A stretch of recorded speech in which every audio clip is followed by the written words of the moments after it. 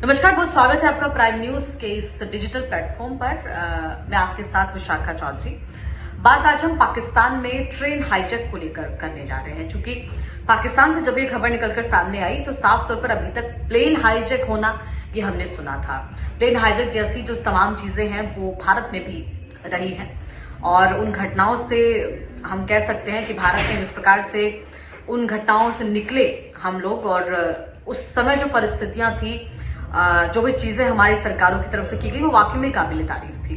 लेकिन ये स्थिति कुछ और है। पाकिस्तान के अंदर से आज ट्रेन के हाईजैक होने की जब खबर आई, इसी के साथ देखिए साफ तौर पर लगभग 30 पाकिस्तानी सैनिकों के मारे जाने का भी जो यहाँ पर तमाम अपडेट है वो मिल रहा है इस पूरी खबर के माध्यम से। और वहीं आपको बता दें कि ये जाफर एक्सप्रेस थी जो कि क्वेटा से खैबर पख्तूनख्वा के लिए पेशावर यहां पर जा रही थी।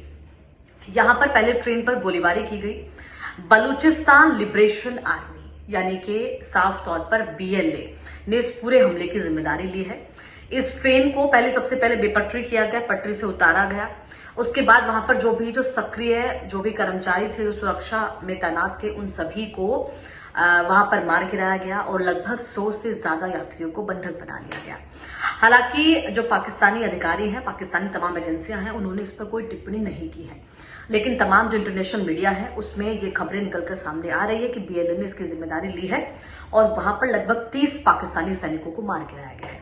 अब देखिए साफ तौर पर जो बलूचिस्तान जो लिबरेशन आर्मी है यानी कि जो बीएलए है, उनकी तरफ से सीधा सा जो वहां पर उन्होंने जो तमाम शर्त है वो रखी है कि जितने भी बलोच से जुड़े हुए, बलोच संगठन से जुड़े हुए जितने भी कैदी हैं उनको रिहा करे सरकार। 48 घंटे का समय दे दिया है पाकिस्तान को कि 48 घंटे के अंदर आप तमाम जो बलोच कैदी हैं उनको आप रिहा कीजिए और अपने जितने भी आपके सैनिक हैं उन सभी को ले जाइए, या जितने भी वहां पर अभी पैसेंजर्स हैं जिनकी संख्या लगभग 100 से ज्यादा है उन सभी को आप ले जाइए। ये भी यहाँ पर बीएलए की तरफ से कहा गया है। अब देखिए इस पूरी तमाम चीजों को लेकर अब सवाल ये उठता है कि आखिरकार जो पाकिस्तान दावा करता है कि उसने हमेशा से भारत से बेहतर उसने जो अपनी पड़ोसी जो तमाम तस्वीरें हैं वो रखी हैं, वो चाहे बलूचिस्तान के साथ हो, वो चाहे अफगानिस्तान के साथ हो। लेकिन इस पूरी तस्वीर से आज ये इंटरनेशनली, अंतर्राष्ट्रीय स्तर पर ये साफ हो गया है कि पाकिस्तान की जो सबसे बड़ी कमजोरी है, पाकिस्तान की जो सबसे बड़ी नाकामी है, उसका नतीजा बलूचिस्तान और अफगानिस्तान है। जी हाँ, बलूचिस्तान देखिए, बलूचिस्तान के बारे में तो ऐसा कहा जाता है कि जब भारत और पाकिस्तान को लेकर जब तमाम चीजें चल रही थी, बंटवारा चल रहा था, तब भी वहां की जो सरकारें थी या उस समय के जो वहां के सक्रिय नेता थे, उनकी ये मंशा थी कि वो भारत के साथ आए। लेकिन उस समय के हमारी जो सरकारें रही हैं, हमारे उस वक्त के जो भी प्रधानमंत्री रहे हैं, जो भी केंद्र नेतृत्व रहा है, उन्होंने ये कहा कि साफ तौर पर कहीं ना कहीं सबसे पहले भारत के एक इंडिपेंडेंट वजूद को स्टैब्लिश कर पाना, भारत को एक सक्रिय तौर पर आजाद मुल्क के तौर पर आगे बढ़ाना ये जरूरी है। अभी हम किसी अन्य देश को अपने में मिलाने का जो तमाम चीजें हैं वो नहीं करना चाहेंगे। ये उस समय की सरकारों की सोच थी। जबकि जिस समय रियासतों का जब बंटवारा होता था उस समय भी बलूचिस्तान की जो रियासत के राजा थे वो भारत के साथ आने के फेवर में हमेशा से रहे हैं। लेकिन देखिए अफगानिस्तान की जब स्थिति हमने देखी है, बांग्लादेश की जब हमने स्थिति देखी है, अब बलूचिस्तान की हम जो स्थिति देख रहे हैं, ये पाकिस्तान के उस नाकामी का, उस फेलियर का नतीजा है जो हमेशा से पाकिस्तान ने नकारा है। देखिए पाकिस्तान, अगर हम बात करें बलूचिस्तान की, तो बलूचिस्तान वो एरिया है जहां पर प्राकृतिक संसाधनों से भरपूर ये एरिया है। लेकिन वहां पर वही बलोच के जो लोग हैं, जो जिनका वो पूरा एरिया है, जहां की जिनकी अपनी धरती है, वो उन प्राकृतिक संसाधनों का इस्तेमाल नहीं कर पाते हैं। उन प्राकृतिक संसाधनों को लूटने का काम कौन कर रहा है? पाकिस्तान के लोग कर रहे हैं। पाकिस्तान के वो तमाम पंजाबी जो मूल के लोग हैं वो इस तमाम प्राकृतिक जो संसाधन है उस पर अपनी पहुंच बनाए हुए हैं। वो बाहर इंटरनेशनली बिजनेस करते हैं इन तमाम प्राकृतिक संसाधनों का और इंटरनेशनली इसको एक्सपोर्ट और किया जाता है, बाहर भेजा जाता है।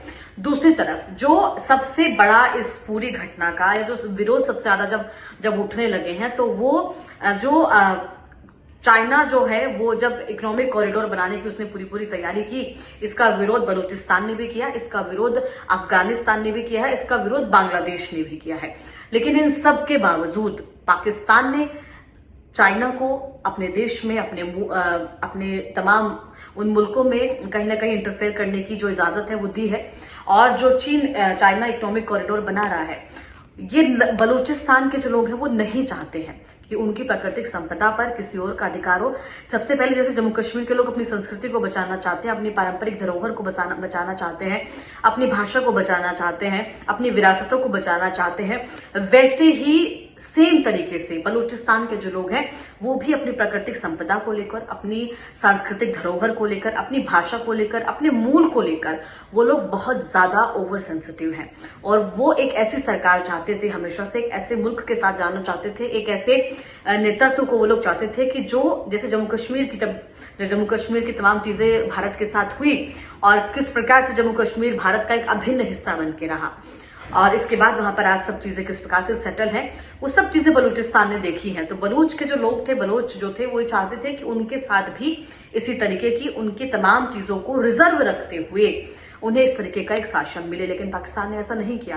पाकिस्तान ने उनकी हर तरीके की विरासत को लूटा, उनके प्राकृतिक संसाधनों का दोहन किया, उनको टेररिज्म की तरफ बढ़ाया, उनको ISI ने अपना इस्तेमाल उन लोगों पर किया, जिसके बाद तमाम तरीके की जो वहां पर संगठन है वो खड़े हो गए कि विरोधी हैं पाकिस्तान के, पाकिस्तानी सरकार के। इसीलिए देखिए साफ तौर पर वो इस पूरी घटना को अंजाम उन्होंने दिया है।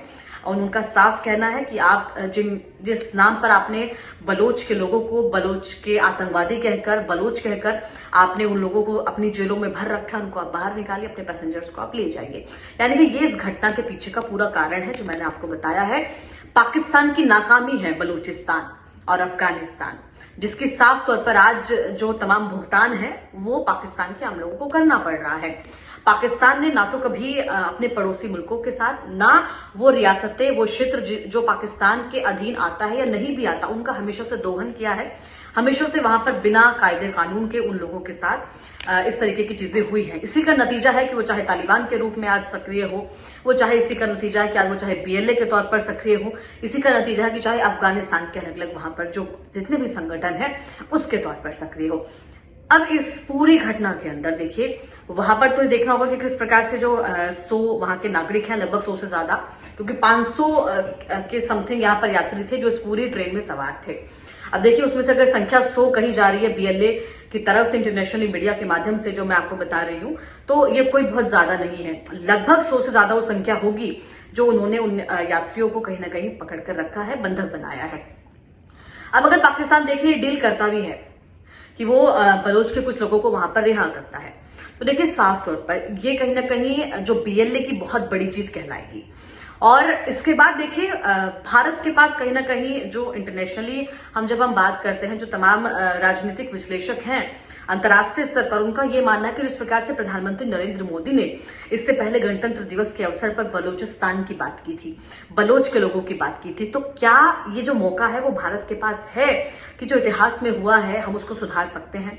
क्या पाकिस्तान जिस प्रकार से जम्मू कश्मीर के मसले पर भारत के साथ हमेशा से वहां पर जो चीजें करता रहा है, जिस भी तरीके से पाकिस्तान ने POK को हमने देखा है कि किस प्रकार से वहां पर जो पाकिस्तान अधिकृत कश्मीर है, जो पाकिस्तान ऑक्यूपाइड कश्मीर है, उसको लेकर हमेशा से अपने दावे करता रहा है।